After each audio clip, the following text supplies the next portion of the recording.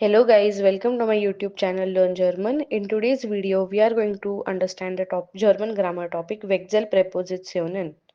Okay, let's begin with our today's video. Wechselpräpositionen. What are Wechsel prepositions? So these prepositions are also called two-way prepositions.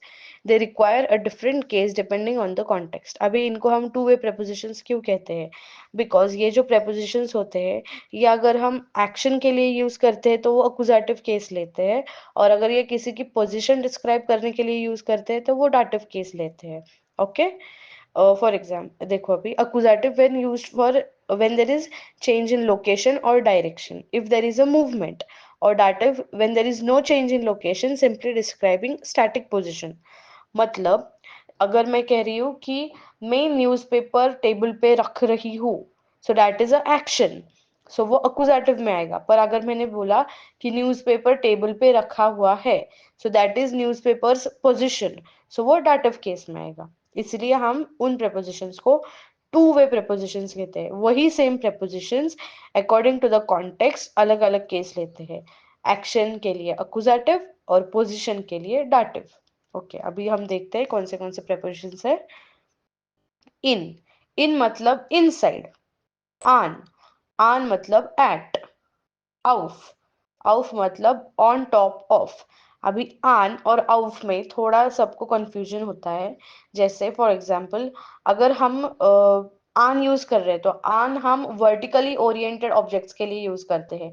जैसे for example वो जो bottle है, that is besides the lamp, so bottle is also vertical and lamp is also vertical, so that will use the preposition आन. वही अगर हम किताबें और टेबल ले, so both are horizontally oriented, so वहां पे हम आउफ यूज करेंगे. जैसे फॉर एग्जांपल अगर हम लैम्प एक दीवार के बाजू में रख रहे हैं, so that will be vertical, so वहां पे हम आन यूज करेंगे. हाँ, अभी आप बोलोगे कि what if we are combining horizontal and vertical something, like अगर हम कह रहे हैं कि आप बॉटल रख रहे हो टेबल पे, so that time we will use आउफ, बिकॉज जो रेफरेंस प्लेन है that is table. So vertically oriented objects के लिए आन, और हॉरिजॉन्टली ओरिएंटेड ऑब्जेक्ट्स के लिए आउफ. Okay, next. हिंटर. हिंटर मतलब बिहाइंड, वेरी सिंपल. नेबेन. नेबेन मतलब नियर, पास में. ज्विशन. ज्विशन मतलब बिटवीन, दोनों के बीच में. फोर. फोर मतलब इन फ्रंट ऑफ, जैसे सोफा लैम्प के सामने, इन फ्रंट ऑफ. हाँ, अभी फोर के दो मीनिंग्स है. फर्स्ट इन फ्रंट ऑफ मतलब किसी के सामने, और second before. Before with reference to time, जैसे हम कहते हैं कि we have to submit the assignment before Monday, so फिर that is like a time reference, तो तभी हम फोर यूज करते हैं. यूबर. यूबर मतलब अबव. उंटर. उंटर मतलब अंडर. ओके, अभी हम कुछ वर्ब्स डिस्कस करेंगे जो अक्यूजेटिव केस और डाटिव केस में अपना फॉर्म ही चेंज कर देते हैं. जैसे फॉर एग्जांपल, लेगेन. लेगेन मतलब टू पुट डाउन, और उसका डाटिव वर्जन है लीगेन. लीगेन मतलब टू लाई. जैसे अगर मैं कह रही हूँ कि मैं न्यूज़पेपर टेबल पे रख रही हूँ, दैट इज एन एक्शन, तो फिर मैं लेगेन यूज करूंगी. पर वही अगर मैं कहूंगी कि न्यूज़पेपर टेबल पे रखा हुआ है, then I will use liegen because that shows its position. Similarly, stellen. Stellen मतलब to put down, और stehen in dative case मतलब to stand. Now, stellen और लेगेन ये वर्ड्स अक्यूजेटिव केस में यूज किए जाते हैं. लेगेन फॉर हॉरिजॉन्टली ओरिएंटेड ऑब्जेक्ट्स और स्टेलन for vertically oriented objects. Similarly dative case में लीगेन फॉर हॉरिजॉन्टली ओरिएंटेड ऑब्जेक्ट्स और स्टेहन for vertically oriented objects. Then zzen. Zzen मतलब to sit down when you are doing the action, when you are sitting down. और zitzen. Zitzen मतलब जब आप पहले से बैठे हुए हो, that takes dative case. Okay, so these are three important verbs. जो अगर ये verbs use करके आपका कोई sentence आया है, then obviously it will take its respective case. Okay, now one important point about Wechsel prepositionen. In, an, for, zwischen. When used for time reference, take dative.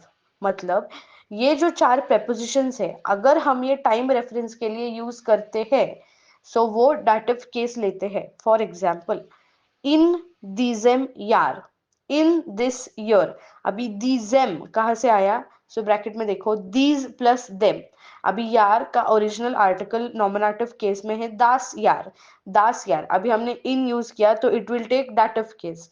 So das in dative case will be them. So these plus them equals diesem. So we have written in diesem Jahr. Similarly, am Wochenende.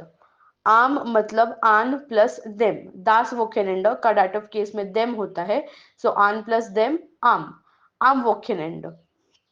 For दीजर वोक मतलब for this week, वोक का original article दी, वो dative case में देर हो जाता है, so दीजर वोक। Next, zwischen Mai und Juli, between May and July. Okay, so ये चार prepositions आप याद कर लेना। In and for zwischen, these take dative case when used for time reference. Okay, so ये बहुत इंपॉर्टेंट चीजें याद रख लेना। एक्शन, अकुजाटिव, पोजिशन, डाटिव। एक बार रिवाइज करते हैं जो भी prepositions हमने सीखे हैं। इन, आन, आउफ, hinter, नेबेन, zwischen, for, über, unter. Okay, do like, share and subscribe to my channel.